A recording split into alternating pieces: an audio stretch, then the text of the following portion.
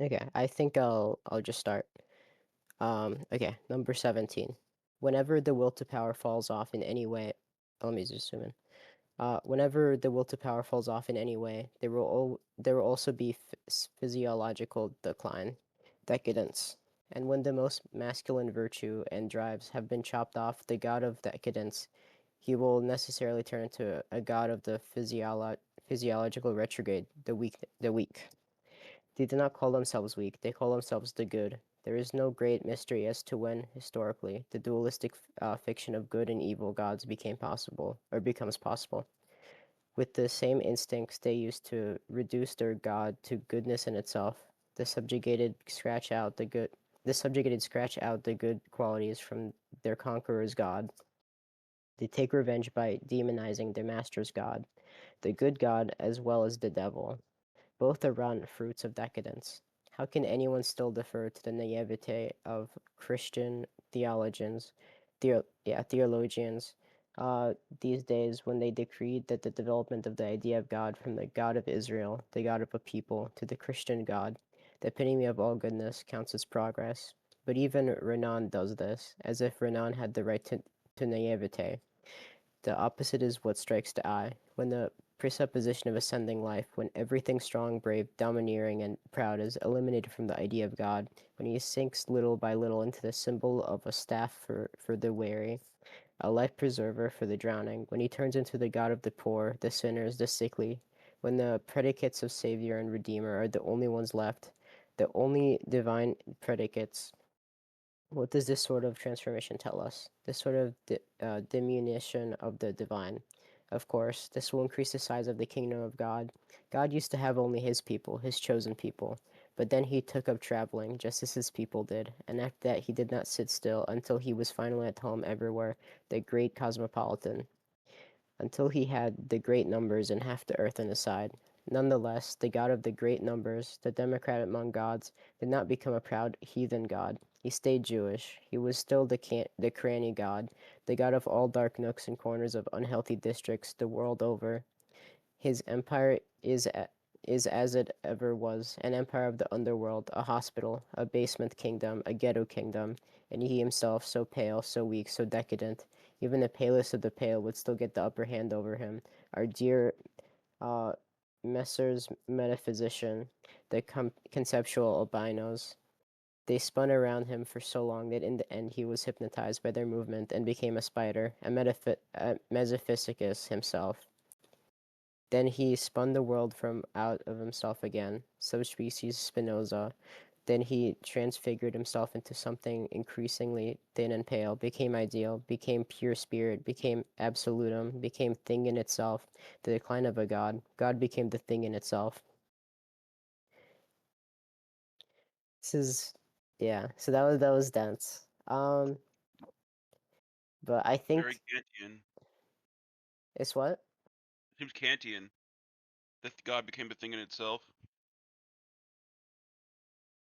Yeah. So I think he's referring to like the transformation of from like the I don't know if he necessarily would say like the Jewish God, but definitely like a pre-Christian God into what Christians call now refer to as God, right? Which would be, yeah, nowadays definitely closer to. I mean, God became the thing in itself. Um, I guess there he's referring to. I don't know. This passage is hard for me for sure. It's pretty dense. Yeah. Um, God became ideal. Pure spirit became. Uh, I think it's taking like abstracting God. Like was once this localized idol and is now uh this general just vague concept. Like Yeah, a like purely simulacrum. representational. Yeah, representational. That's it. Like my bad. I think it kind of goes back to the last thing also. Like I remember last time I was talking about like Yeah. the history of Judaism, This and I one. think this kind of continues that a little. Yeah. So yeah, he's definitely like it's. I think he would say. Does he say the Jewish? I think he talks about like the transformation from like a Yeah, God of pre-Christian God to Israel. the Christian God. Yeah. Yeah. I think that's just like I think yeah, August was saying that last time too. Like the like Yahweh worship was just one member of their pantheon, of the Canaanite pantheon, and then like became this uh henotheistic, meaning solo worship, then onto just pure like abstract monotheism. Yeah. And he's also talking about Spinoza here, right? Then he spun the world from out from himself again, from Spinoza, from the standpoint of Spinoza. I yeah, unfortunately don't know a lot about Spinoza, but yeah. I mean, it might But be referring to Spinoza's like universal God, like universal like oneness. can he spun the world? Yeah, yeah, probably like the, yeah, like the, yeah. Hmm. I think we can move on. I yeah, I wish I could like dig into this one deeper, but I'm a little lost. I'm hoping he kind of, Same. you know, yeah. Oh, sorry, one second. My dogs are barking. Be right back. Well he's gone. I just want to say my old notes on this chapter 17. I wrote, "Who is this God person, anyways?" With like a title and all of them. The next chapter 18 is just called God sucks.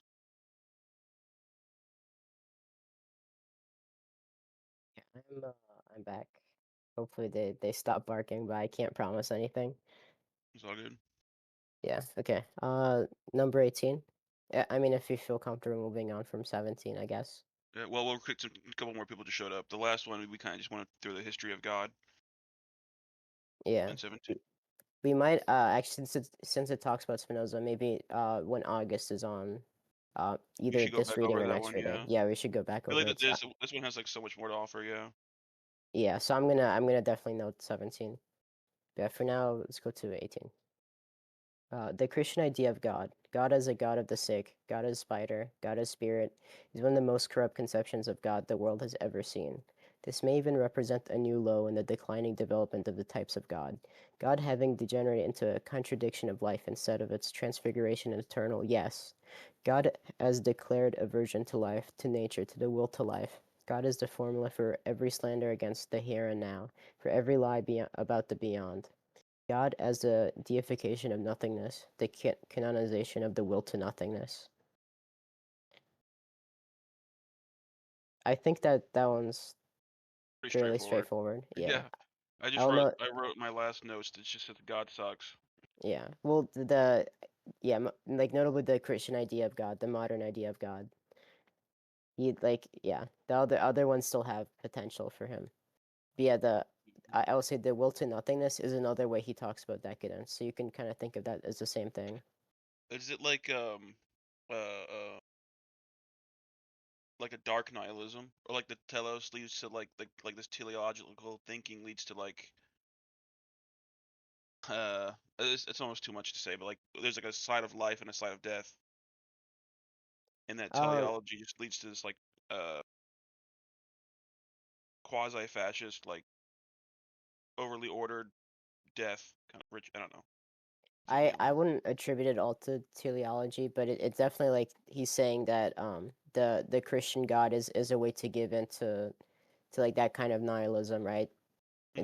Into decadence, which is you can kind of think about it as life versus death, like in the like Freudian, like the life drive and the death drive. You can kind of think of Yeah, it like that. Yeah, I seen like Deleuze on like the life side, like the chaos is like the life. yeah. And when he's talking about transfiguration, eternal, yes. When he's talking about like what God was like meant to be, right? That would be the other side of life. And now, yeah, so he's comparing it to for sure. Okay. I think we can just move on to number 19. The fact that the stronger races of Northern Europe failed to reject the Christian God does not say very much for their skill in religion, not to mention their taste. They really should have been able to cope with this sort of diseased and decrepit monster of decadence, but they were damned for their failure. They brought sickness, age, and contradiction into all their instincts. They have not created any more gods since then, almost 2,000 years, and not one new god. And all the while, this pathetic god of the Christian monotheism, instead, acting as if it had any right to exist. like any ultimatum and maximum of God creating energy, of the human creator spiritus. This hybrid creature of ruin, made from nullity, concept, and contradiction, who sanctions all the instincts of decadence, all the cowardice and exhaustions of the soul.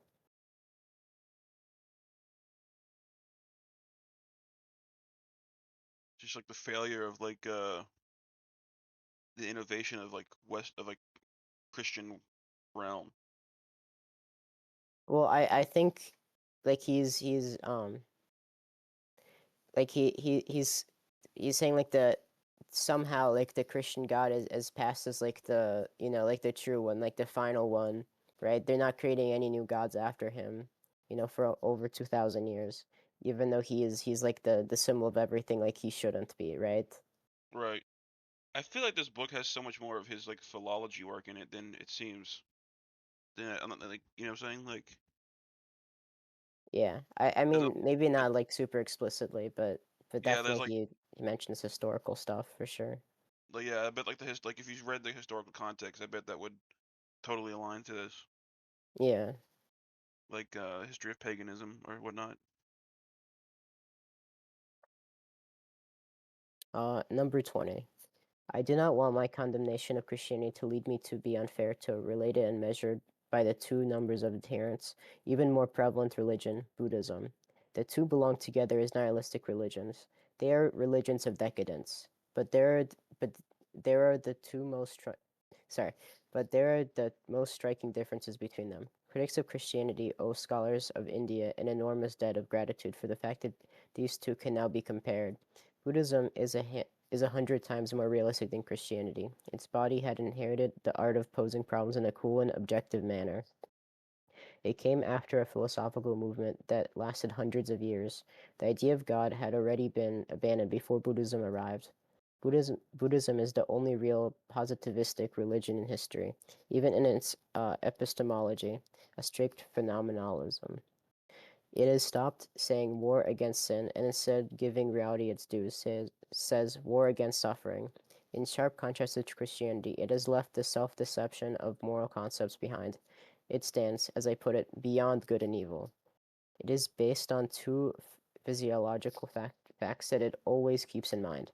First, an excessively acute sensitivity that is expressed as a refined susceptibility to pain, and second, having lived all too long with concepts and logical procedures, an over spiritualization that has had the effects of promoting the impersonal instincts at the expense of the personal ones. At least a few of my readers, objective types like me, will know both these states from their own experience. These physiological conditions give rise to depression. The Buddha took hygienic measures against us, including living out in the open, the wandering life, moderation, and a careful diet, caution as far as liquor is concerned, caution when it comes to uh, all effects that create bile or raise the blood temperature, no worrying about either yourself or your people. He insists on ideas that produce either calm or amusement. He comes up with methods for phasing out all the others. He sees goodness and kindness as healthy. Prayer is out of the question, as is asceticism. There is no categorical imperative, no compulsion in any form, not even within the monastic community, which you can always leave. All of these would be means of exasperating that already excessive sensitivity. This is why he does not try to rout out heterodoxy. There is nothing his teachings resist more than the feelings of revenge, aversion, resentment. Enmity will not bring an end to enmity, the moving refrain of all Buddhism. And rightly so. These are precisely the effects that would be disastrously unhealthy with respect to the primary dietic objective. The Buddha detects a spiritual fatigue that manifests itself in all too great objectivity, which is to say, in individuals' diminished sense of self-interest, loss of a center of gravity, loss of egoism. He combats this by leading even the most spiritual interests directly back to the person. In the Buddha's teachings, egoism is a duty, the one thing needed, the how do you get rid of suffering, regulates and restricts the entire spiritual diet. We might remember a certain Athenian who also waged war on pure science, which is to say Socrates, who raised personal egoism to an ethic, even in the realm of problems. I mean, this sounds like a positive review of Buddhism for sure. Yeah, Like he's saying like it's I I mean, it think it's sounds like nine. almost what he wants, right? I think it's 90% positive, with the one thing at the end saying he's not. So what I wanted to say one thing at the here, Buddhism is 100 times more realistic than Christianity. Like, and then he goes, Buddhism is the only positivistic religion. Like, if you've ever studied Buddhism, I was really into that for a long time. Um, When I uh, first started to, it's like it feels scientific. It's like hard to put it that, like, it's weird to put it that way, but like it feels as if it's like so much more aligned with like scientific thought.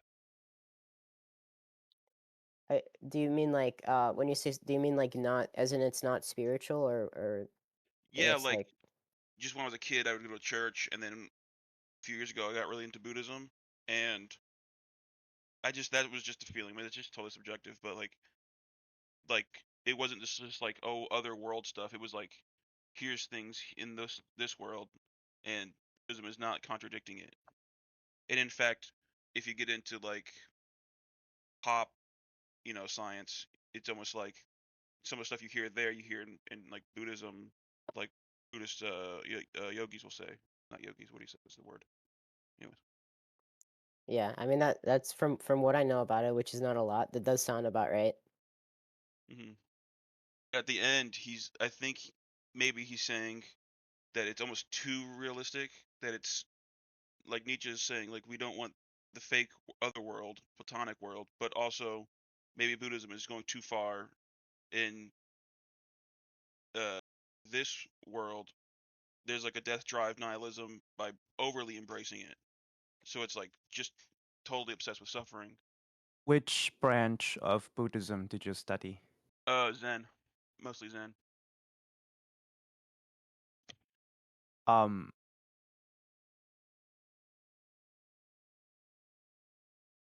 you might wanna, how do I say this? You might wanna look a little bit at the larger picture here. But since Buddhism have a few thousand years of history, For sure.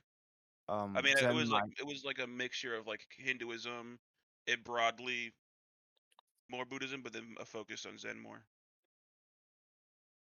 So the Japanese branded open world to the Western world kind of Buddhism, Yeah, basically because Western Zen. that's when the Zen Buddhism gets to start in the English speaking and other kind of Yeah, like DT romantic language Suzuki. world, Yeah, right? But maybe your contact with Buddhism is limited because of the world history, because these so-called religions did not get into contact with the so-called Western world until the World Wars. And hmm then even after, the Zen branch is kind of being consumed through this Japanese lens because Japanese was the contact point of the West. right. That's fair. I'm I mean, you can object. I mean, I'm just. I'm not. I mean, you're probably right. All I know, I mean, I read like DT Suzuki, and then like fucking Alan Watts stuff, and then just like I was on like some forums, like reading like oh, I forgot the name of the website, but there was a Hindu guy. I was reading a lot of his stuff too. I mean, I'm just saying, even within the Japanese history of Buddhism, there's a lot of them that's not Zen Buddhism. Right. Have you studied those explicitly? No, I mean I know about like Nietzsche Buddhism and all that, but I was I wasn't studying it on like a scholarly level, but not like feel more than casual. Let's put it like that, I guess. Okay, okay. I mean, there's nothing wrong with studying it in a non-academic setting because, as you said, a lot of these Buddhism texts, they might stand in the very scientific discourse, and by approaching it from an outsider of academic discourse, you might even be able to experience the so-called truth in them a little bit more than those people that study it very academically. So sometimes it's actually much stronger because some Buddhist practitioner tell me to not look at it as a science. And that is closer to some branches of Zen Buddhism, as per some of the Getty, some of the LACMA curators, that they say they have a anti-intellectual approach. But personally, I suggest that we look a little bit further away from this anti-intellectualism in the English word. It's more of a senses, coming to the senses of perception and Mm. whatever you construct reality with, where it is steering away from the obsessive rules that might come from the previous schools of or other schools of thought. So when you say, oh, non-academically or non-scholarly, that is one of the prominent features of Zen Buddhism. But there's a lot of other branches that surround that area, where you have a lot of rituals, you have a lot of rules, and then you have a lot of intersections between the follow the senses and follow the rules. That would be the part that is not, I don't know, overly embracing some sort of death drive by following every single rule there is, because that sounds to be an extremely reductionistic review of a few thousands years of Mm-hmm. this so-called religion. Because usually the people that practice and born and raised in this kind of environment would not consider them even in the same category as the Western religions. They Right. would more view it as a almost a blend between philosophy and theosophy. So I would be very cautious to go with, oh, the Buddhism is the other end of the spectrum, where they are embracing too many rules. Like that's a I don't know if Okay. the people that have ever lived in the country that has a history of Buddhism, but that sounds a little bit of a reductionistic, if Actually, a not, really good point. Yeah. yeah, if not bizarre, if not blatantly incorrect. So I just Yeah, I wanna, think you're right. Actually. yeah. I mean, again, I'm not saying that there's anything wrong with approaching Buddhism in the non-scholarly way. Right. In fact, that is probably one of the most prominent thing. I have to stress in this really good part, this really good part, right? But there are other branches or earlier branches of Zen Buddhism that has a blend between the rules, the rituals, and the your own senses, almost individuation discussion. And then you have the earlier ones that also emphasized the sensing, the non-explicit, that is not related to Zen Buddhism, right? So there's you can see a whole tree of Buddhism Right. throughout these thousands years of history, and I would be extremely cautious on some of these claims. Anyway, No, that's perfect. That's I perfect. was gonna. So I think maybe like at the end, where he's bringing up Socrates, I think he might be like what I'm getting from it is like, you see how he emphasizes you there. I think he might be saying that Buddha's teaching like kind of makes it like it kind of adds like another personal duty, right? Not as bad as like Christianity and like the categorical imperative does, but it still adds like saying like it's within you to fight to get rid of suffering, right? Right? How do you get rid of suffering? Right. yeah, What your that's a good spiritual point. diet. Yeah, that's a good point. The level, how do I say this? For lack of a better word, castration. This castration is not as prominent as, oh, give everything you can expect and you can hope to a god from another world, and then just don't expect anything from this world. Yeah, it's very much this. There is like a very big tension around this kind of teaching. Like, oh, everybody have the potential of becoming Buddha. Like everybody.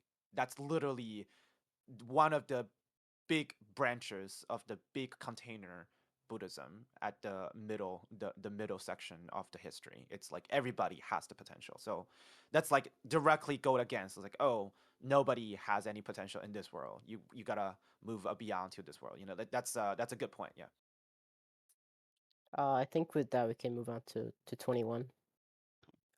Buddhism presupposes a very mild climate extremely gentle and liberal customs, the complete absence of militarism, and the existence of higher, even scholarly classes to give focus to the movement. The highest goals are cheerfulness, quiet, and absence of desire, and these goals are achieved. Buddhism is not a religion where people only aspire to perfection. Perfection is the norm.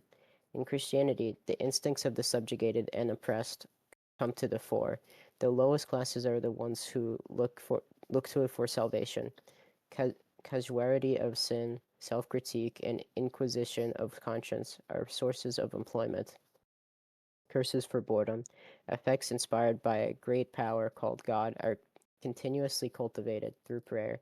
The highest is considered unachievable, a gift, grace. There is no sense of public presence. The hideaway, the unlit room is Christian. The body is an object of hatred. Hygiene is rejected as sensuousness. The church defends itself even against cleanliness. The first Christian edict following the expulsion of the Moors was the closure of the public baths, where there were there were some 270 in Cordoba alone.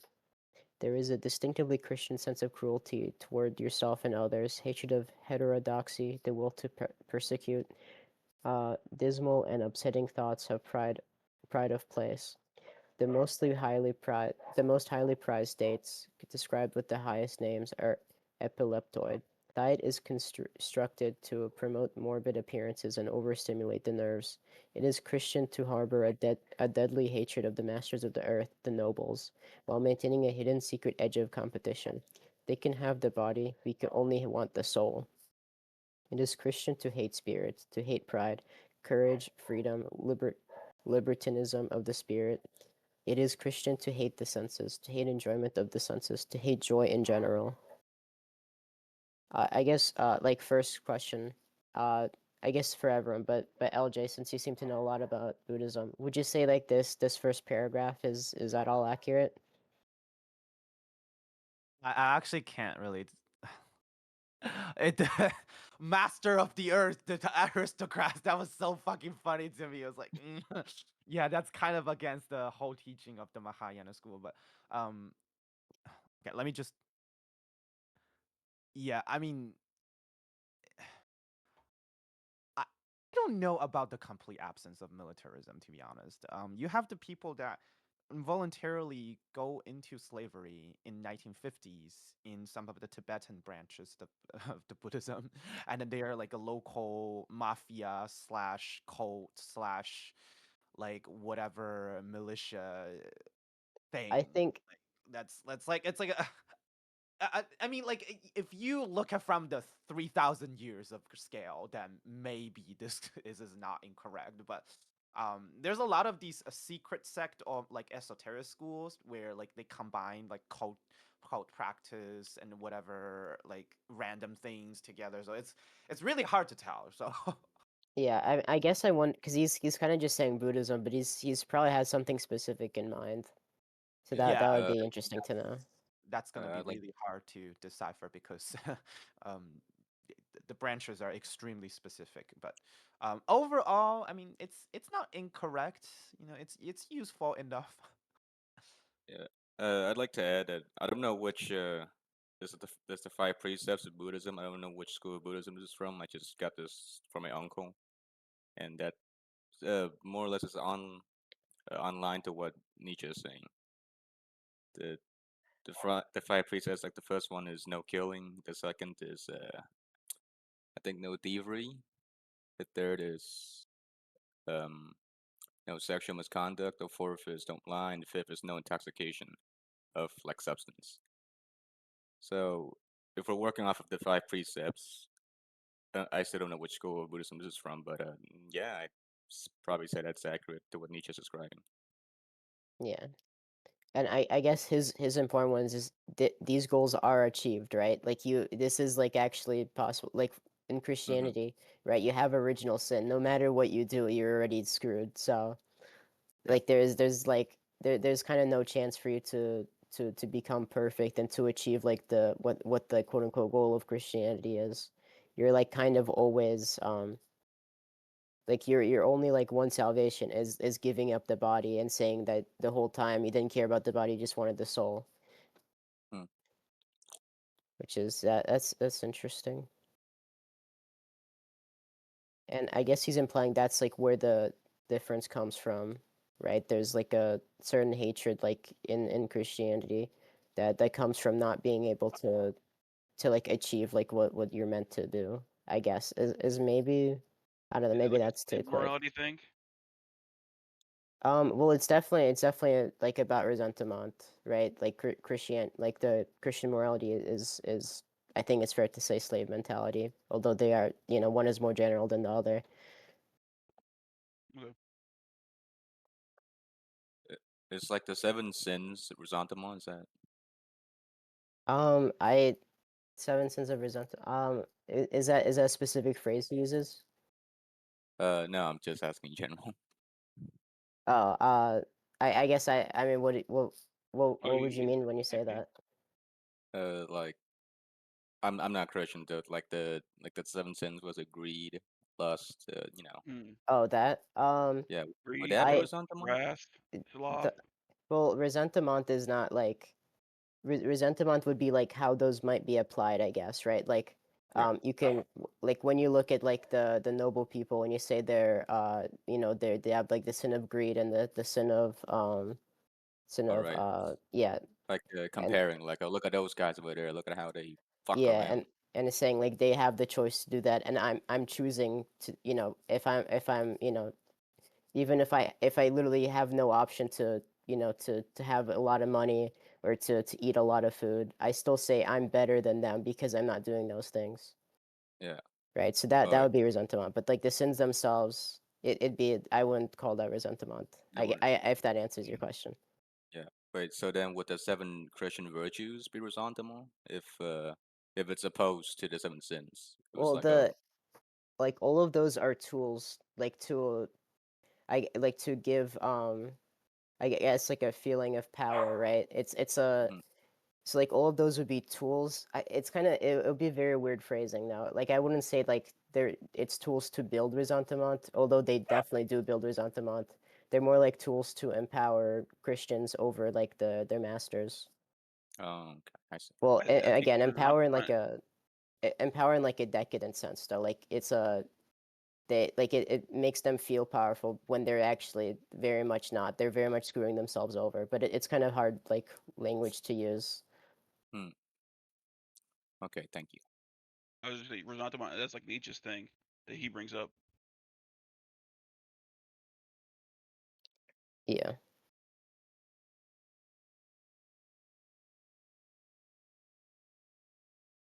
Yeah, I think we can move on to 22.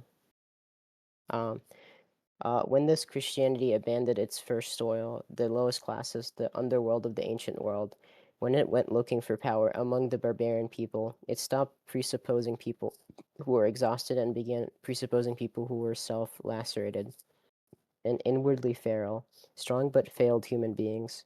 They were dissatisfied with themselves. They suffered from themselves, not because of an excessive sensitivity and susceptibility to pain, as with Buddhism, but quite the reverse, because of an overpowering desire to cause pain, to vent their inner tension in hostile thoughts and actions.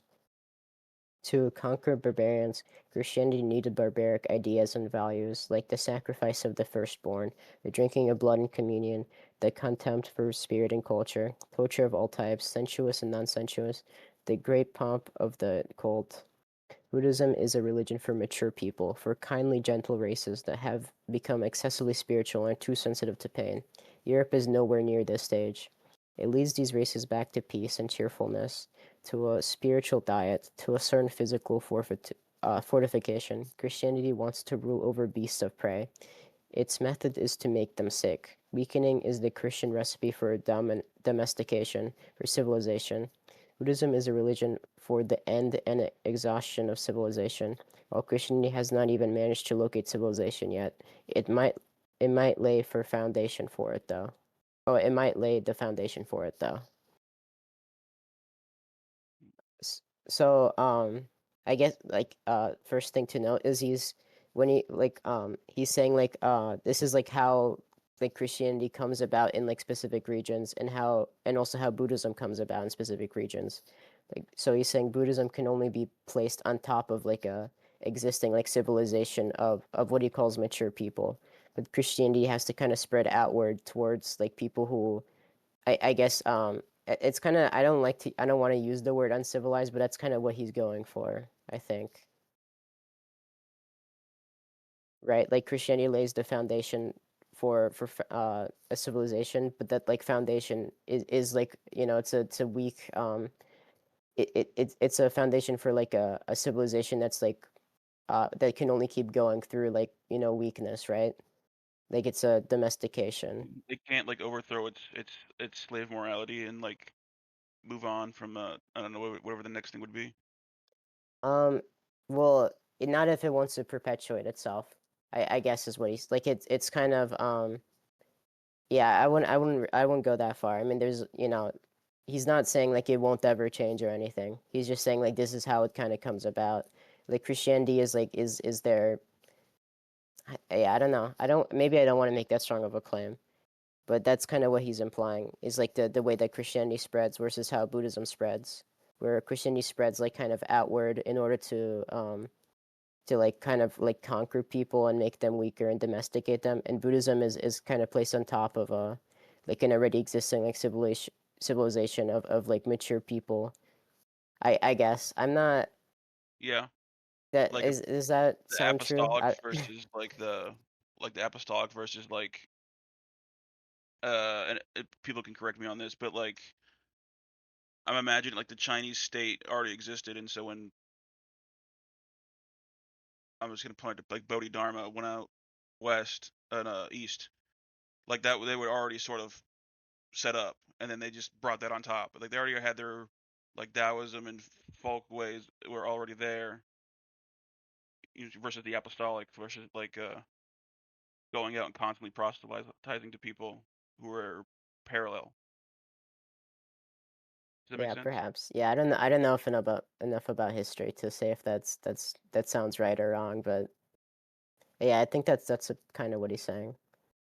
And like when he talks about like the like Christian like rising out of like outside of like, you know, a place where there's a noble people and like the conquered people, and it kind of comes out, it's like a lash out by like the conquered people against like their conquerors, right? So it always comes from like a place of like malice and like lashing out, right? It's never like does that make sense? Like it's kind of like a Yeah. yeah, Like way for them. it started like Christianity was probably originally just a anti-Roman sect that got spun out into some other stuff. Yeah, I think that's yeah. Again, I don't want to like bring history into this because I don't know I don't know if Oh, enough okay, about okay. history, but yeah, something like that, right? Does that Do we have any does on the server? Do we have any like historians like because I'm also just like casual like amateur.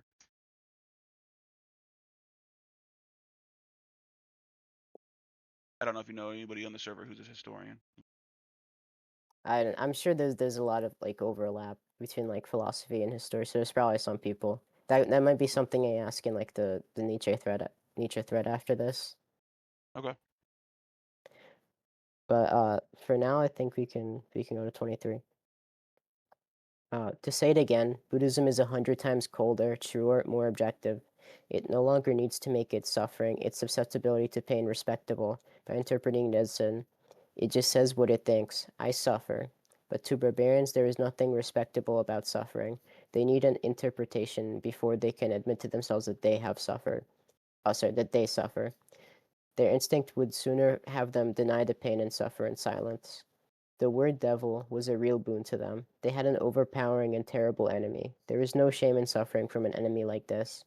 There are a couple of Oriental subtleties at the bottom of Christianity. Above all, Christianity knows that it is a matter of complete indifference whether or not something is true, but it is of supreme importance that people have faith in its truth and the faith that something is true. These sets of interests belong to entirely different, almost opposite worlds. You get to them by fundamentally different paths. In the East, knowing this is almost a defining characteristic of a wise man, the Brahmins. Understand understand this. Plato understands this, and so does every student of esoteric wisdom. For instance, you do not need to presuppose that people are sinful in order to understand the happiness caused by faith in redemption from sin. You need to presuppose that people feel sinful, but if faith is needed above all else, then reason, knowledge, and inquiry have to be discredited. The path to truth becomes a forbidden path. Strong hope is a much greater stimulus to life than any piece of individual happiness that actually falls our way. Suffering people need to sustain by a hope that cannot be refuted by any reality, that is not removed by any fulfillment, hope for a beyond. Precisely because of this capacity to string unhappy people along, the Greeks considered hope to be the evil of evils, the truly insidious evil. It was left behind in a box of evils.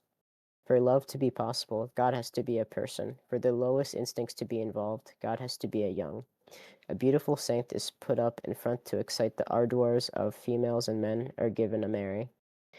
This in the presupposition that Christianity wants to rule on ground where Aphrodite or Adonis cults have already determined the concept of a cult. The requirements of chastity strengthens the vehemence and inward character of the religious instinct. It raises the temperature of the cult, makes the cult more soulful and fanatical. Love is not the state in which people are most prone to see things the way they are not. The force of illusion reaches a high point there, and so do the forces that sweeten and transfigure. People in love will tolerate more than they usually do. They will put up with anything. A religion had to be invented where people could love. It gets them through the worst in life. They stop noticing the bad aspects completely. So much for the three Christian virtues: faith, love, and hope. I call them the three Christian shrewdnesses. Buddhism is too mature, too positivist to be shrewd like this.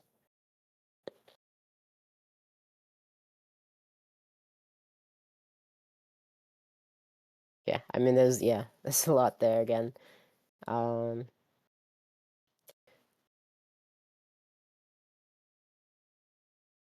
so he's definitely like talking about like faith, and as that like as the, like their method of like stringing people along, right? Like you don't as you it's let me, I might actually just reread this one. It might be, I don't know, is that would people Yeah, like go me? for it. Yeah, okay. To say it again, Buddhism is 100 times colder, truer, more objective. It no longer needs to make its suffering, its susceptibility to pain respectable by interpreting it as sin. It just says what it thinks. I suffer. But to barbarians, there is nothing respectable about suffering. They need an interpretation before they can admit to themselves that they suffer. Their instinct would sooner have them deny the pain and suffer in silence. The word devil was a real boon to them. They had an overpowering and terrible enemy. There is no shame in suffering from an enemy like this. So here he's already saying like Buddhism does not need like an outside enemy to be allowed to say that they suffer, right? They can just say, they can just say exactly how they feel, right? But in Christianity, they had to like invent like an outside source that was making them suffer because they couldn't like bring it to themselves to say it's like within them that they're suffering. Yeah, like they couldn't like, if God is perfect, then why is there bad? Why is there suffering? So they have to come up with that. Yeah, I mean they just needed like a it's kind of like, man, but to barbarians there's nothing respectable about suffering, right? They devalue suffering for like Buddhism. They also obviously like devalue suffering, but they are able to admit that they do suffer, right? But like to the barbarians, which again I don't know if that's the I don't it Yeah, I want to know who's referring to here. Yeah. Well, I guess from like the last aphorism, he's talking about like the people who like yeah, that is like because in genealogy of morals, he kind of refers to noble people like going out of their to the way noble people act like outside of their you know respected country, like towards like other people as barbaric. But I think here he's referring to like the conquered people who are spreading like Christianity as barbarian. But that is I don't know. It would be nice if he was being clear to who exactly he's talking to I mean, or let's talking just. about. I mean, would he imagine that like some Scandinavian Viking type would be barbarian, and what would they think about that? Yeah, Just he does like refer to them as barbaric and like explicitly in Genealogy of Morals, but I yeah. think he's definitely using it differently here. Oh, okay. Yeah, he's probably just referencing the last piece, Yeah, and then he has the three virtues. Oh wait, no, I'm skipping ahead. yeah. I mean, we can skip because we did read it. Where are the three virtues? Faith, hope, and charity. Chastity, right? Oh, Yeah. chastity. Sorry. Is it No, is it charity? Well, actually, where is this? Sorry. It's like right at the very end. Oh, faith, love, and hope. It's just faith, love, and hope. So, and he calls them the Christian shrewdnesses. Which I guess he's referring to like their cunning nature, right? Like the way they like string people along and keep them fooled. He's very much like leaning into like Christianity as like a cult here for sure. Oh yeah, yeah. I mean, if you think about it, like a high control society, like as they talk about it now, like it definitely matches that. Not just a veneration cult, but also like high control and like anyways. But for hope, I have a note saying like why is hope wrong, or why is that like a why is he against that here? Well, Uh, he says like here, right? The Greeks considered hope to be the evil of all evils, a truly insidious evil. For oh wait, precisely because of this capacity to string unhappy people along, the Greeks considered hope to be the evil of all evils.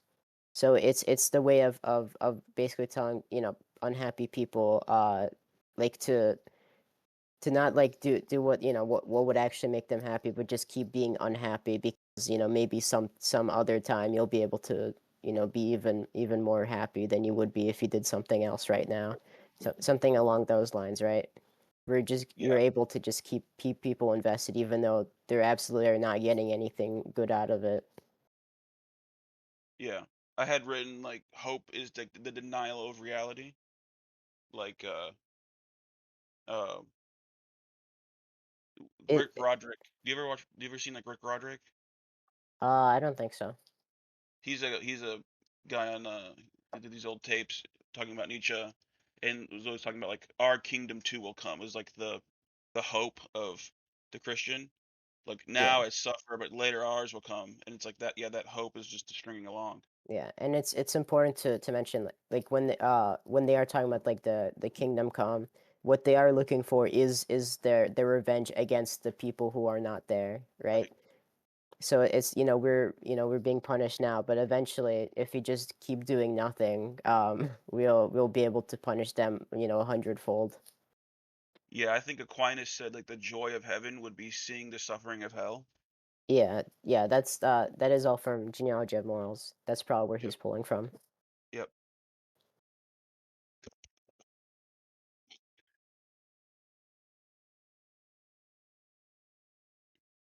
Yeah, so I think he's definitely like when he's talking about like the three Christian shrewdnesses, he's referring to like the way Christianity is like formulated like out of like it's kind of like formulated as a way to like to like string people along, right? Even if they're very unhappy, it promises them a ton that it obviously it can't really fulfill on Earth. So it kind of gets them invested even though they're getting absolutely nothing and losing like a lot out of it. I guess is the way I would describe it quickly. Yeah, I agree. What does he mean by positivist here? I don't. None of the uses of the word that I know make sense in that sense. Yeah. I think when he's talking because when he refers to Buddhism, he's kind of talking about like here like earlier he's talking about they don't need like an excuse, they just say like what is happening, right? It just says what it thinks, I suffer, right? I think he's saying like there's no need to like create like something to react against, right? Like it's I don't know if that's kind of just how I'm reading it, but I don't really know. I can't, I guess I can't know like what is the way he's using it, but the way I'm thinking of it is they don't need to create like a negative image of what they're doing to react against it. They can just, they're just acting. I see what you mean. So he portrays Christianity as having a thing to be negative against, but Buddhism does not have this opposition, so they are Yeah. powerless for their own. Okay, that makes some sense. Yeah, so like he mentions like the word devil, right? That like they had an overpowering and terrible enemy, right? Like the Christians I like Christianity like necessitates a devil for them to all react against because they're not able to react without they're not able to do anything but react. Right? They're truly negative in every way. If that does that make sense? Yeah, I think so. Okay. You go on reactionaries. Yeah, I mean But that's I think very much like resentment is like it's very much linked to being reactionary. yep. Is like an important part of resentment and like genealogy of morals is that the Christians don't the Christians don't consider themselves good. They consider their enemies evil and then consider themselves good in relation to how Yeah. they're not the enemy. So it's like fundamentally like reactionary. Have the original sin, and so they themselves, everybody's bad. They're just slightly better because they know the rules, and everybody else is worse. Kinda. I think the original sin is definitely like I don't know if that like comes into to formulate like this kind of relationship. It's more just Well, like like, the everybody is fallen, and like God gives it anyways. Or God's grace. I don't know. That's what I remember being I taught in yeah, church. I do think you're mixing like two different like I think those are definitely like aspects of Christianity, but those aren't like what he's like talking about with resentment or anything here. If that Oh, okay. yeah. No, I love being told that. I honestly, every time I'm told I'm wrong, it helps me out. Yeah, no problem then.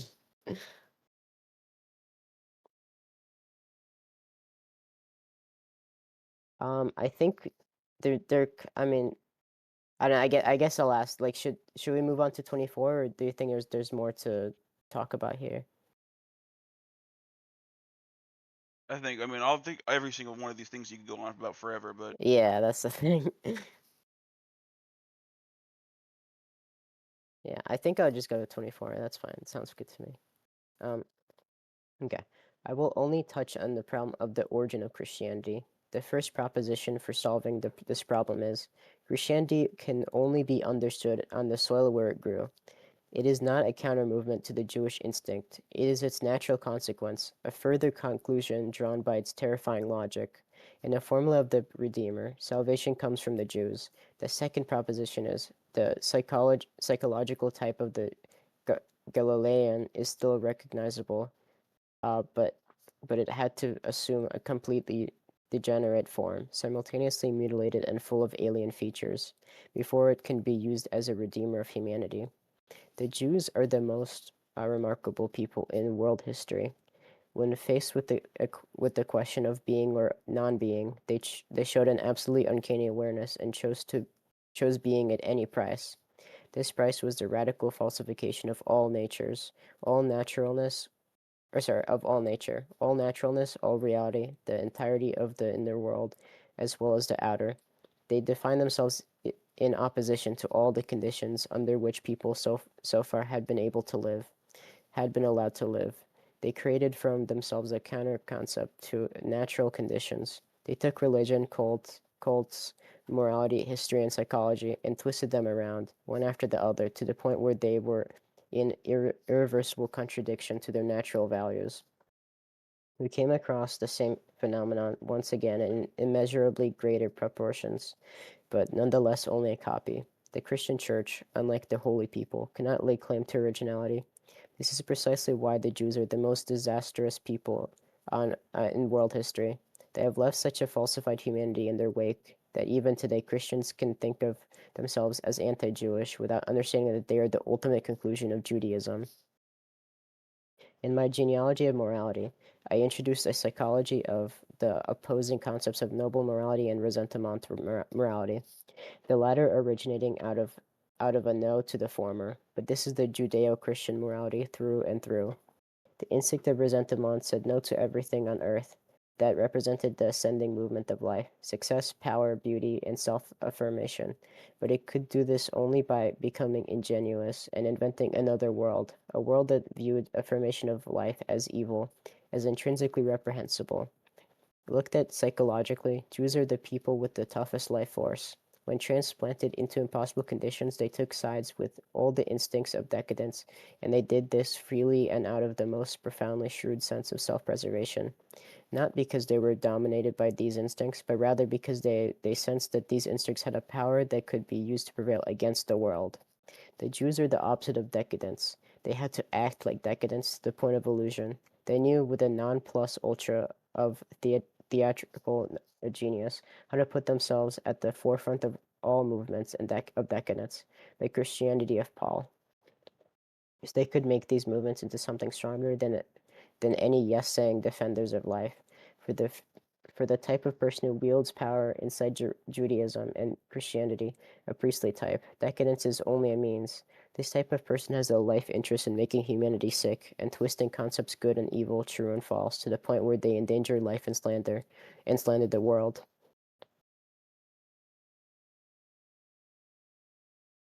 That's a big one. Yeah, that's a big one. Yeah. I think it's pretty clear as far as like what he's trying to say. I mean, would anyone have any questions?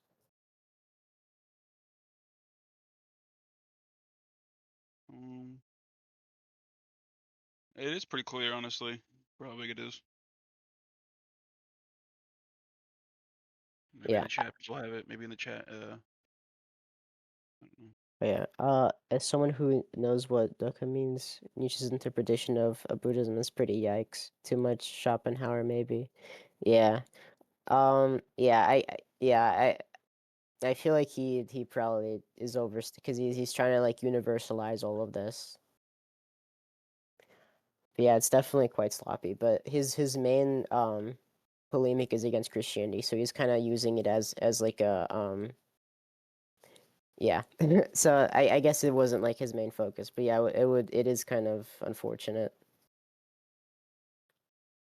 You start off here saying Jews are the best, and then later say they're the worst.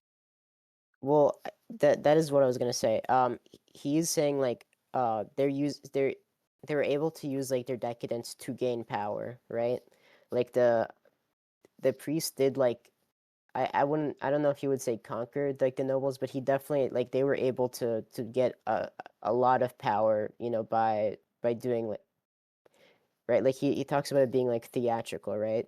Like it's not that they were able to use decadence to end in like a way that promotes like their own life, right? Like they're able to actually gain power despite like it's kind of I guess he's talking. There's like a good part of this kind of decadence in that like it's well let me so they could make these movements into something stronger than any yes saying defenders of life. For the type of person who wields power inside Judaism and Christianity, a priestly type, decadence is only a means. This type of person has a life interested in making humanity sick and twisting concepts good and evil, true and false to the point where they endanger life and slander the world. So he's very much like they are powerful, right? He's not saying like they're weak and like as far as the priests go, they gained like an incredible amount of power by doing this kind of like life denying thing to where they're able to then become life affirming in their own way, right? Mm. There's something stronger than any yes saying defenders of life. It always like reminds me like Judaism doesn't really have much of an afterlife. Yeah, it's definitely not a big focus. Yeah. At least as far as I grew up Jewish. Not Oh, we're okay. not super practicing, so I don't know a lot, but that is like it's never been emphasized to me about afterlife. That's always like been a Christian thing. Isn't there just like a cleansing after you die or something? Like a Um, I've heard of this I'm not before. I'm not too sure. Honestly, like yeah, I'm not sure there's actually much of anything. I heard some rabbi say once that you just like 24 hours in like a micro hell, like not even that bad, and then you just disappear, sort of. Yeah. I mean it doesn't sound like anything I've heard of, but doesn't mean it's not, because again, I haven't really, talked to a lot of like practicing Jewish people. But what do you think then? Well, here he says like Christianity is the ultimate conclusion of Judaism. What do you think about that? He like it's kind of like a historical thing. Like Judaism like sets like the preconditions for Christianity to then take over. Yeah, I So feel like it's that's. like Go ahead. so well you go. Well, I was gonna say when we and the last time we I made the point about like this connection between like like Canaanite religion all the way to like modern day like Protestantism, and this is like uh I'm just seeing that again in here. Well, I need to finish that essay. I was trying to write an essay to clarify that thought. Hopefully next time I can have it. Yeah. But I think here is he's saying like Christians were able to wield it, but then like or sorry, Jewish people were able to like wield it to gain power, but then Christianity like kind of like parroting it without really gaining much of anything, and they are really very much like just screwing like themselves and everyone else over without being able to turn it around like the like Jewish people were able to. I think that's what he's saying at least. Hmm. I think Just to, Josh. yeah, I was going to say the same. What would you say? Oh, Josh Josh. just needs to be unmuted. Yeah. Um, can I? Let me see if I can do that. I think August may have did it. You should be Uh, unmuted now. Thanks. Yeah, I was just going to say, it's interesting that, kind of Nietzsche's kind of damning the Jews with faint praise here. And in a way, I guess, this way of thinking was taken up by people, at least to some extent, like Heidegger. But on the other hand, Nietzsche's was like aggressively against anti-Semitism.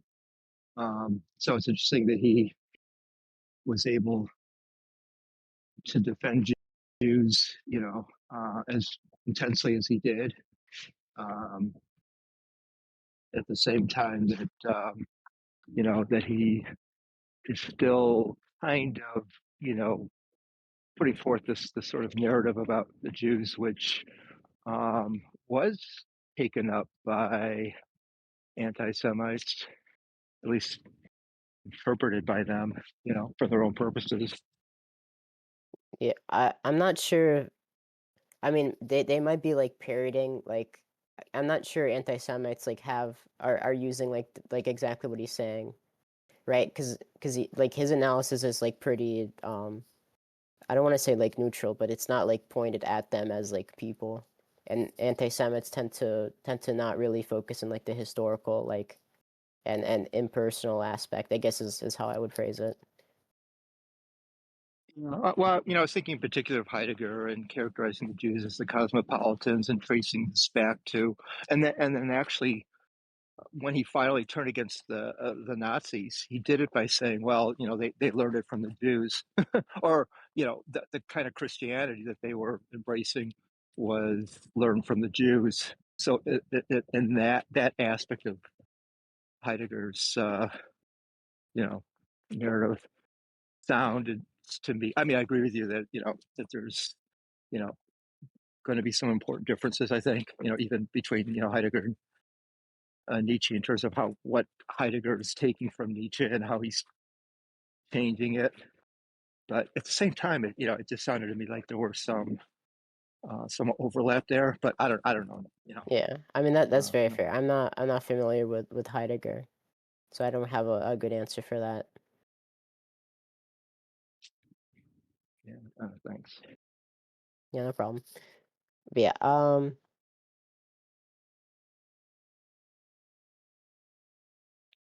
but I want to point out like this we come across the same phenomenon once once again in an immeasurably greater proportion, but nonetheless only as a copy. The Christian Church, unlike the holy people, cannot lay claim to originality. This is precisely why the Jews are the most disastrous people in world history. They have left such a falsified humanity in their wake that even today Christians can think of themselves as anti-Jewish without understanding that they are the ultimate conclusion of Judaism.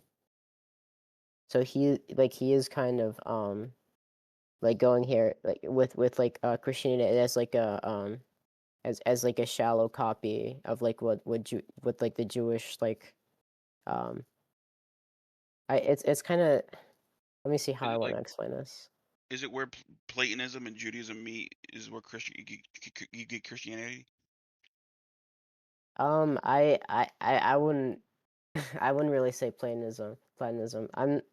I would say like they're kind of taking it to like an extreme level, right?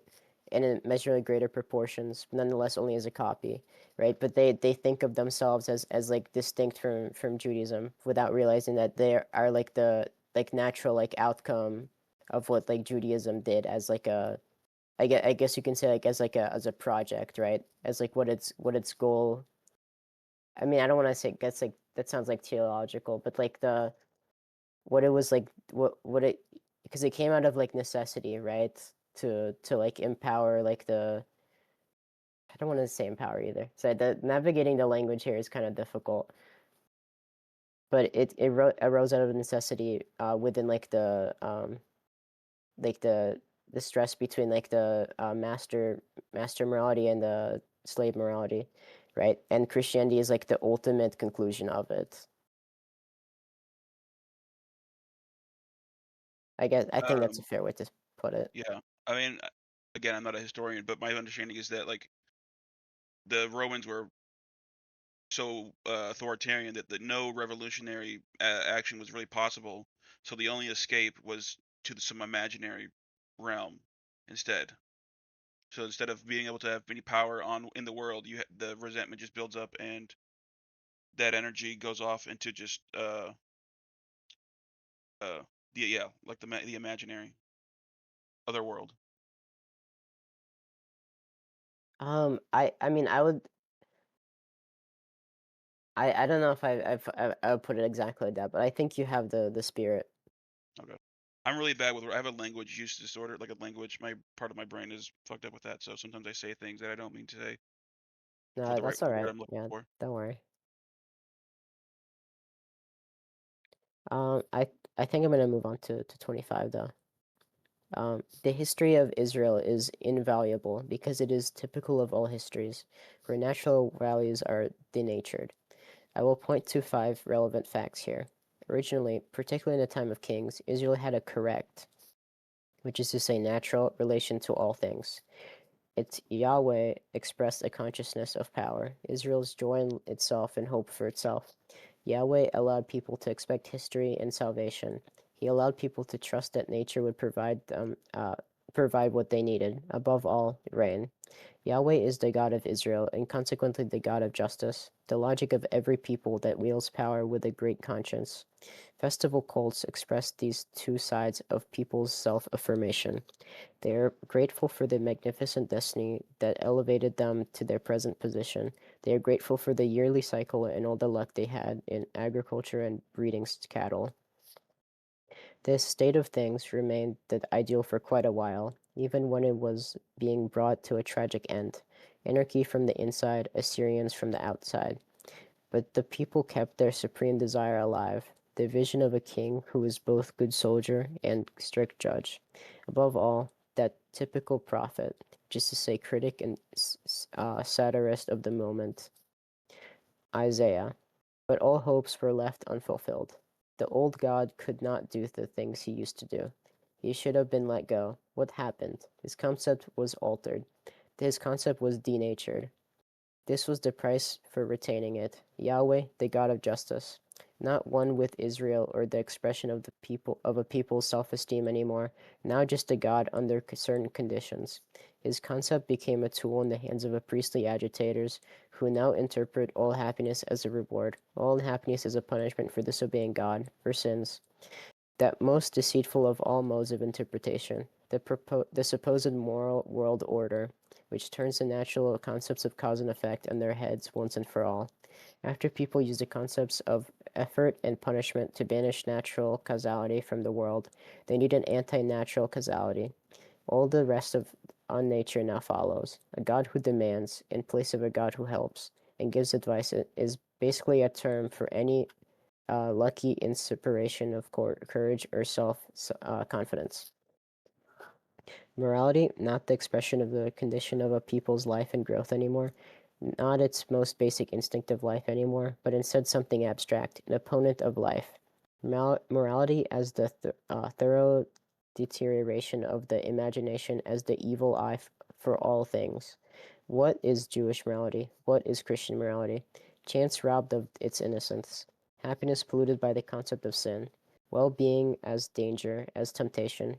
Physiological ailments poisoned with the worm of conscience.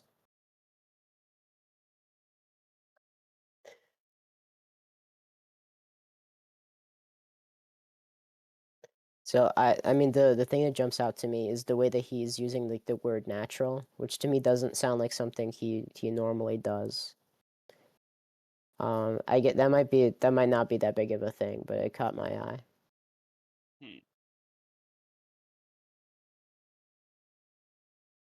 But yeah, but he's kind of like showing how like the God of Israel like became like sort of like corrupted, and like his use was like perverted by like the priestly class, like when there was like turmoil in Israel. I feel like if I said anything else, I would just be repeating myself at this point, based on all this stuff I said already. I mean, you know, feel free to if you'd like to. I mean, yeah, just Yahweh. Like I just the problem is I have this one thing now stuck in my head, and I need to get the idea out. So I can't really add anything else now. Fair enough. Yeah.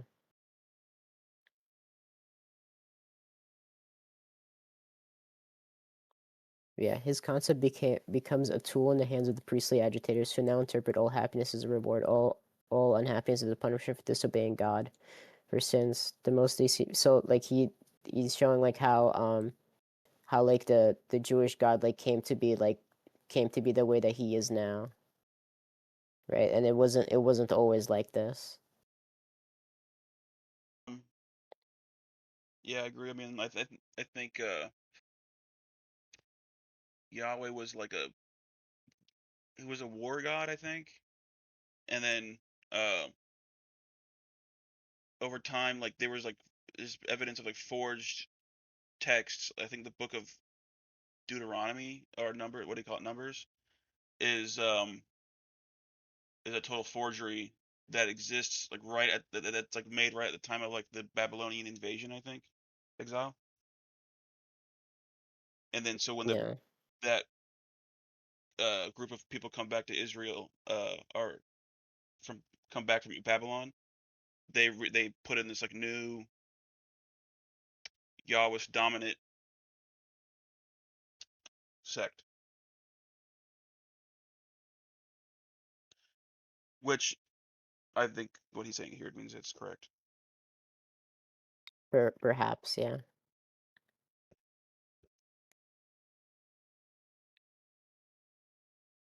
Okay. Number 26. How long is this recording? This is hour and a half. I think. Oh, and this is a long one. Yeah, I think this will be the last one. Um, the concept of God falsified. The concept of morality falsified. The Jewish priesthood did not stop that. The whole history of Israel proved useless. Get rid of it. These priests performed the miracle of falsification, and we have large portions of the Bible to prove it. In an unparalleled act of scorn for tradition and historical reality, they translated the history of their own people into religion, which is to say, they made it into an idiotic salvation mechanism of guilt before Yahweh and punishment, of piety to Yahweh and reward. This is the most disgraceful act of historical falsification that has ever taken place, and we would find it much more upsetting if we were not already dulled to the demand for justice in historices by thousands of years of ecclesiastical interpretations of history. and philosophers supported the church. The lie of the moral world order runs through the entire development of philosophy, even modern philosophy. And what does moral world order mean? That there is a will of God, once and for all, relating to what human beings do and do not do. That the value of all people, of an individual, can be measured by how much or how little each one obeys the will of God. That the will of God is dominant in the destiny of a people, an individual, which is to say, it punishes and rewards depending on the degree of obedience. The reality behind the pitiful lie is a parasitical type of person who thrives at the expense of all healthy developments of life, the priest. Abuses the name of God. He gives the name kingdom of God to a state of affairs where the priest determines the value of things. He gives the name will of God to the means he used to reach or maintain the state. He coldly and cynically measures people's ages and individuals according to whether they promote or oppose the domination of the priests. Just look how they operate. In the hands of the Jewish priests, the great age in Israel's history was turned into the age of decline. The exile, the long period of hardships, was transformed into an eternal punishment for the great age, an age where priests had no signification. Had no significance. The priests took the powerful, very free characters from Israel's history and refashioned them into miserable cowards and fools, or alternatively into godless infidels, depending on what was needed at the time. The priests simplified the psychology of every great event into the idiotic formula obedience or disobedience to God, advancing to the next stage, the will of God, which is to say the conditions for maintaining power in the hands of the priests needs to be divulged. This calls for a revelation. In simple terms, an enormous literary falsification is needed. A holy scripture is discovered. It is published with all due hierar- hieratic pomp, with days of repentance and shrieks of lamentation for the long period of sin. The will of God had been firmly fixed for a long time. The whole trouble was that people had distanced themselves from the Holy Scripture. The will of God had already been revealed to Moses. What happened? In strict and pedantic formulas, the priests had stipulated once and for all what they wanted, what the will of God is, specified right down to the large and small scale taxes that they're due, uh, that, that are their due. And don't forget the tastiest bit of meat. The priest likes his steak. From now on, everything in life will be arranged so that the priest is everywhere indispensable. The holy parasite will show up at all the natural occasions of life, at birth, marriages, illnesses, death, not to mention sacrifice, meals, and denature them all. In his words, sanctify them. Because there is one thing you need to understand. The parasitism of the priests or the moral world order takes every natural custom, every natural institution, state, judicial order, marriage, care for the sick and the poor, um, everything required for the instinct of life, in short, everything intrinsically valuable, and renders it fundamentally worthless, of negative value. These things now require some sanction. A power is needed to lend value to things, to negate what is natural about them, and in so doing create value. The priest devalues nature, he desecrates it. This is the price of his existence. Disobedience to God, which is to say to the priest, to the law, now requires a name sin, the name of reconciling yourself with God, or as expected, the means of guaranteeing an even more fundamental subjugation to the priest. The priest is the only one who can redeem. Viewed psychologically, sins are indispensable in every society organized by priests. They are the real levers of power. The priest lives on it. The priest lives on sin. He needs sinning to happen. Highest proposition: God forgives those who do penance. In plain language, those who subordinate themselves to the priest. So Nice. this, what were we gonna say? I said nice. Oh yeah, yeah. So this is he's very much like describing how the priests were able to put themselves into power, right? Like the Yeah. and this goes back to what I think two aphorisms ago, where he was like describing like the that they were able to use like the like while like the resentment and like what the priests do is disempowering and like horrible for civilization and everyone else, um they are able to get like legitimate power over it. Like the will to power like turns in itself, and then also like ends up being life affirming as far as the priests go. It preserves the priests basically, but in Yeah. like a yeah. Go ahead. Go ahead. Sorry. Yeah, and I guess that's kind of, and Yeah. they're Like able with to the like sin. yeah, and then they're able to like retroactively like go back and show like why they're necessary and how they're able to, right, like they paint like the leaders in like Israel like before like the priests took over as like infidels and like like disobeying God and disobeying like the will of God or whatever, um to try to like kind of like they basically just retroactively go back and like paint everything over with their lens, right? Like this is when Nietzsche's talking about them like creating an imaginary world. This is what he's talking about, right? He's not talking about like, I mean, he might use that to describe heaven as well, but he's I think he's mostly referring to stuff like this where they completely like falsify and negate and reverse like everything to build their own power. Yeah, I agree. Like I have thought that before. Like it's like so wrong that the opposite is correct. Like it's a total reversal. And then like, or Yeah, then there's parts where he says like, without the sin, they'd be out of a job. Like they need this perpetuation of like yeah, of all this to have their class. yeah. Like they, yeah. So yeah, they very much like need to, like their whole job is like to quote unquote on to I get what yeah, I think I agree.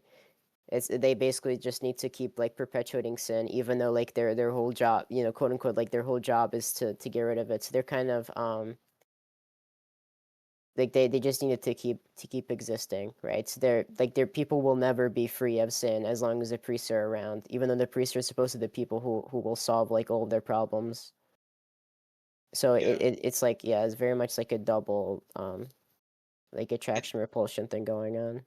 I know he's not saying anything about it here, but this is almost similar to capital, where it's like debt, people being in debt gets moralized, but then like you have to have debt to have that like capital extraction, almost like that's like Yeah.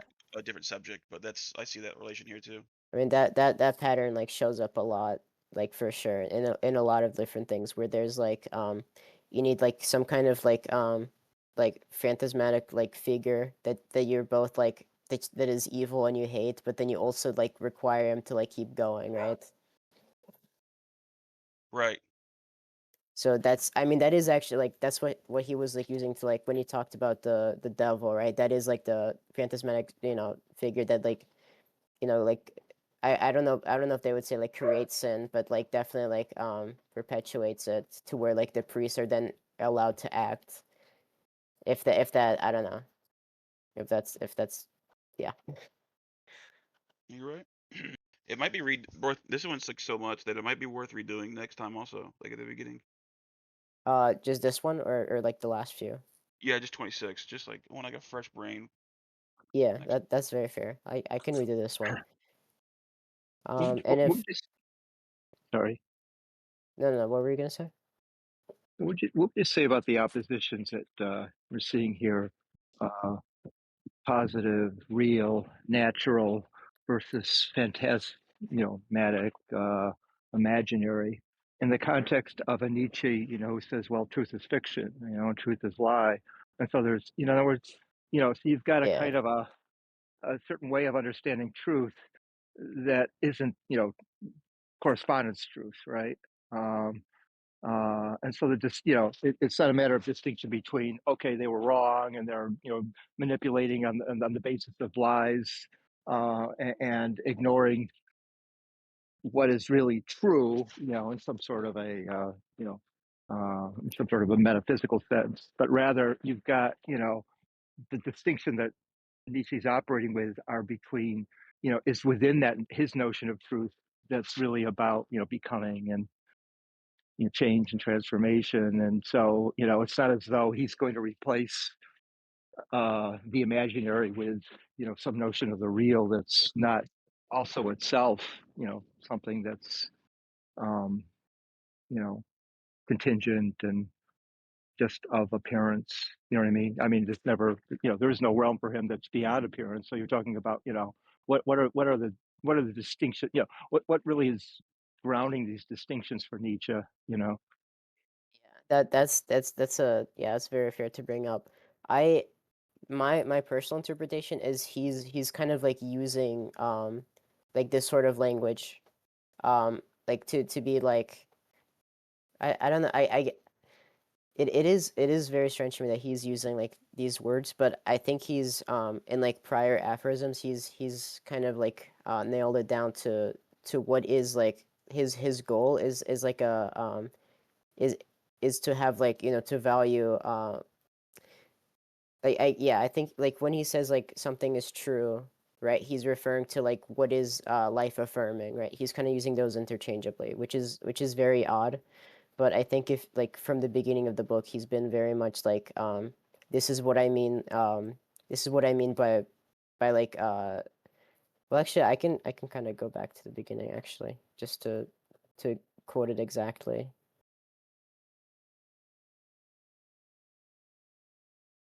Hold on, I think it's aphorism 2.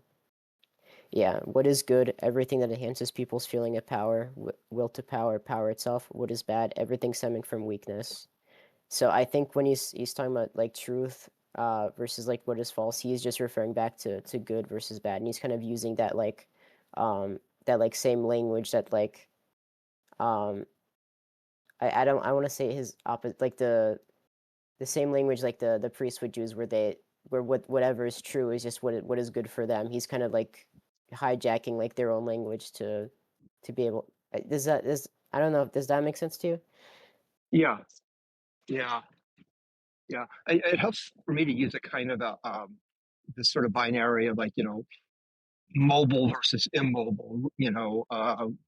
Less reified versus more reified. That what's will to power turn against itself. This weak will, this sick will, is this sort of will to this sort of this stasis. It's a tendency, right? That's a tendency of weak will to power. Yeah. When it has no other means of being able to move forward, all that's left for it is a kind of a self maintenance. It's sort of Darwin self preservation, which he always railed against. He says, no, it's not about preservation. That's a weak way of looking at it. It's self transformation. And so, yeah, that's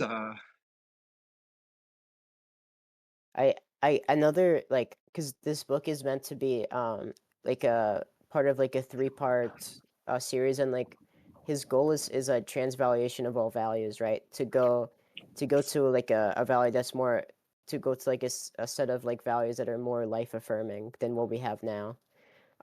So it's very much like I think when he's using like the words like natural or good or bad, he's trying to use like he's trying to like make them stick as like he's kind of like talking about it as if they already are like the dominant like morality, so they would be considered true by the readers if that's like right,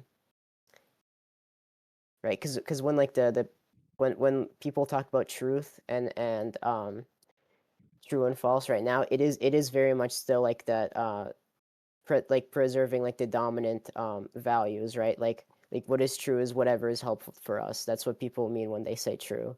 So he's using it from the perspective of this is what is valuable. Yeah. So I think that's why he's using those words the way he is instead of being more careful. Is because this is like a very much like a polemic and trying to bring about like a transvaluation of values. yeah. It's like a consciously self-reflexive thinking about what true is, right? True is built into his notion of true, is, or the way that he wants to use it in a kind of positive way, it is sort of this self reflexivity. Um, by self reflexivity, I mean that when it comes back to itself, it always comes back to itself in a dynamic kind of a way, right? It's in motion, right? It is the true is sort of this kind of being in the midst of becoming itself rather than thinking of the true in a way which is sort of which is runs the risk of kind of killing off becoming.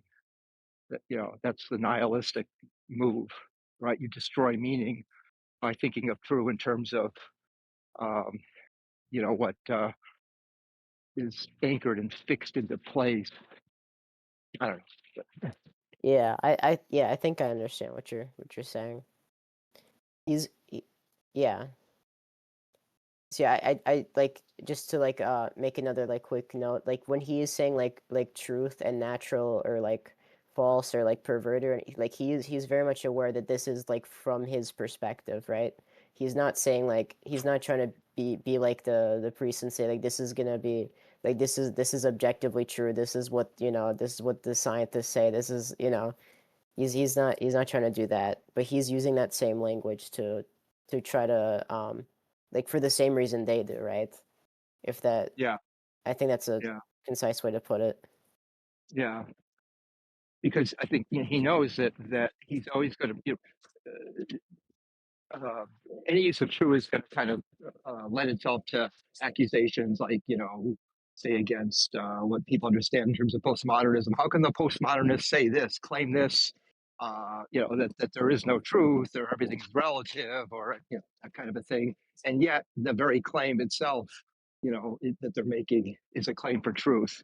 So in order to get around that, you have to recognize that one can talk about truth in a different way, right? It's not making a claim in the way people traditionally think about what a truth claim is supposed to be doing, right? Yeah.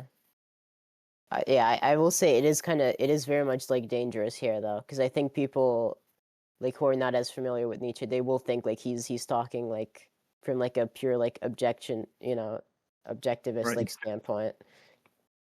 But yeah, he's very much doing it carefully, I think. Yeah. If if anyone has any other comments, but otherwise I think we're gonna end it here. I had so twice I think we've mentioned that built the power turning on itself. Are you able to Yeah. explain that really quick? So that is what he means by like decadence, right? It's like a will to power is like a will to I guess like a will to life, a will to prosper, to overcome, to overpower, to conquer, right? So like the will turning against itself would be like for example like with the Christian values, like devaluing like what the right like it's when like the will to power starts like honoring like pity, right? And like it it's kind of hard to give me a moment, sorry. But it doesn't. So I remember like Brooks having like a I don't know, was it President Sunday had a video on will to power, and it Yeah, was like the will to power is like a this primal force almost, yeah. like So this like energy force. so that is the thing, right? So will to power turning against itself is still the will to power, right? It's not like a new right? Like that is like it's a primordial force, right? Everything is kind of reducible to it. So like it turning against itself is still the will to power, right? Like it's kind of hard to talk about, but it is still like and you can kind of see like there is still power like within decadence, like as he's talking about like the priests like Right. using it to gain power, right? Is there a reason for it, or is it just like random? For it to turn against itself. Yeah. I well it starts as like a very much like right like when there's a like a noble class and like a slave class, right? It's a natural response from like the enslaved class to then they give into like resentment, right? And then that is like that is the will to power turning against itself, even though it is like it is kind of like their best move, right? It's like the natural tendency when you're in that position. Um. But what it does is constrict the will to power's like future, like it's no longer able to express itself like it would have been otherwise. Like like kind of like screwing it. Yeah, it is kind of hard to talk about that. Okay. I hope that makes sense. One I, more. Would liberation be a good way to say it? Like liberation. like will to liberation? Like is that what's being? Is that I know it's not. I don't. It's not. There's no goal like Telos, but like, I mean, is it like, is it energy trying to go? Is it energy trying to expand? Kind of. I could see what you mean by that. I know the original word in German is Macht, which can also translate really well to like might or strength. Power is a good one. There's definitely like a relationship between power and freedom, um, in the sense that like a lot of philosophers. Well, I don't know. Maybe this is more just kind of one of my own thoughts. Is that like power and freedom can be in a sense the same thing, but I think like the way in which this might not capture what Nietzsche has in mind for the will to power as much is that like this is like it's a fundamental force, and I think like Deleuze's desire is similar to it in the sense that it can act as like a random force, but it also the effects that it creates will always be sort of defined by their environment, if that makes sense. So the will to power will try anything that it can to get out of its current frustrated state, but Mm-hmm. the path that it will eventually find will be the path of least resistance. And so the like Right. resistance is like water building up behind a dam, and when the like slave morality builds up enough pressure, it will find a place to burst from, basically, and take power. That's sort of my interpretation of it, at least. I And think that sounds about right. would you? Yeah. Okay, Mm, I was just gonna say like with liberation, are like I don't know if that's a good word to use here because it's kind of already do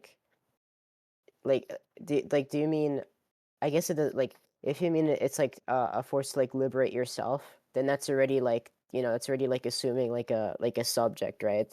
That needs right. like liberating, right? But then if it's like a will to like liberate other people, then that's already I feel like that's also not really it at all. I guess I would say like, so when desire, does that, we can just, can we use the word libido also? Like the libido doesn't want to be restrained. I Yeah, believe so, it's very and similar. Brooks does as well. What, can you repeat that, Reed? I believe that is a those terms are very similar, and Brooks uses them very similarly as well. Yeah, Yeah. you Of Okay. course, you got to be careful about, when using a word like want, doesn't want to, as if there's an intention behind it. It's simply that's what it does. Oh, yeah. Right. The Deleuzian language is just desire just produces. So it's a question of, well, within circumstances, how does it, how does the way in which it produces uh, end up manifesting itself, right? Rather than it wants this or wants that. Um, and the other thing is what's important here is that I think for Nietzsche as well as Deleuze, but in a different way, power isn't anything in itself. Power is always ensconced in relations of power. So power is really the relations, right? And there's always a kind of a multiplicity, kind of a web within which power relations are operating, right? So which means that there's always a kind of a constraint in a certain sense that that there's going to be a certain you're never going to see any kind of a wildly chaotic manifestation of will to power, right? Because it's always power which is operating in relation to, right? It, it's a change which is a change within a relational structure or of a relational structure. So it's kind of two-sided, right? On the one hand, it's always an impetus for change, but on the other hand, there's always a certain normative aspect to it. that is actually a really good point. That's really good. Hmm. I also like Freud pulls a lot of this like a lot of his stuff from Nietzsche. So like describing like the like will to power as like a life drive or like a libido is I think it's a pretty good way to go about it. Although I mean maybe not I don't know if it's good to like mix language, but I think they're pretty much, pretty parallel concepts. Yep. For some reason, the word desire just doesn't make as much sense as libido to me. But It I probably hear makes more desire, and I sense just, in French. I'm not yeah, sure I though. hear this like vague concept when I hear desire, but libido is like more specific. Hmm. Yeah, Also, decadent. Oh, oh, I go was gonna ahead. say like decadence could also be described as like a bit of a death drive. It kind of like works in a similar way because the death drive is also like is also an expression of libido and like the life drive as well. So it's not like its own thing. It's like if Yeah, that yeah. that's a really good point, and that was actually another thing I was just thinking myself is that the libido and the mortido, both of them are kind of collapsed into desire in Deleuze's framework or Dizio, right? Um, I know that's part of the reason why I think that they made the switch in terminology. I think if they just wanted libido, they would have probably just copied the term, but I think they wanted to collapse both libido and mortido into a single term, and that's why they used desire instead. I think. That makes sense. Okay. Yeah. Oh, that is actually that is a good way to think about it, right? Because it is like it is very much like built into desire for them. Yeah, it's a good way to think Does about it. desire also contain the life affirmation then? Exactly. Yeah. Yep. Okay. So it's all of it in one. Yeah, I Yeah. think Deleuze probably doesn't like believe in the death drive in a sense. I think that he would argue that what it is life drive that is manifesting in a different way. He would say that they're all like the same. Is Substance is kind of the wrong word, but kind of. i- So is let's that use. not what Freud thought? I thought that was the idea. It might be. Freud I'm slightly less familiar with. I know that he has the two terms for it, the libido and the mortido, but I don't know, Yeah. maybe he does subsume one within the other. I'm not sure. I'd have to double check. As far as I understand, and I hope this is right, but yeah, Freud is not my strong suit either. Is like libido, the death drive is kind of like a perversion of libido, where instead of like it very much is like the will to power, where it's like instead of like instead of doing like what libido does, right? It actually ends up like turning in against itself and like going to like pure like self-preservation mode, where you're just like kind of in a zombified state. Okay. Yeah, I'm thinking of like a heroin addict here, like turning like is that like the will to power turning on itself? I I wouldn't make that jump Okay. personally. Okay. Interesting. Okay, I got it wrong. So it turns out the terms Freud uses are eros and Todestrieb for life drive and death drive, and they are both subsumed within libido. And mortido is a term that people use when translating, and Freud rejected the term. Interesting. Oh, that's interesting. Yeah.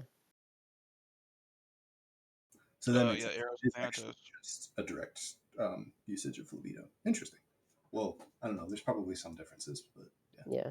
I think Freud, I mean, I guess I don't I think he like I think like the whole unconscious like kind of is ripped from Nietzsche, except he added like a bunch of representational nonsense to it.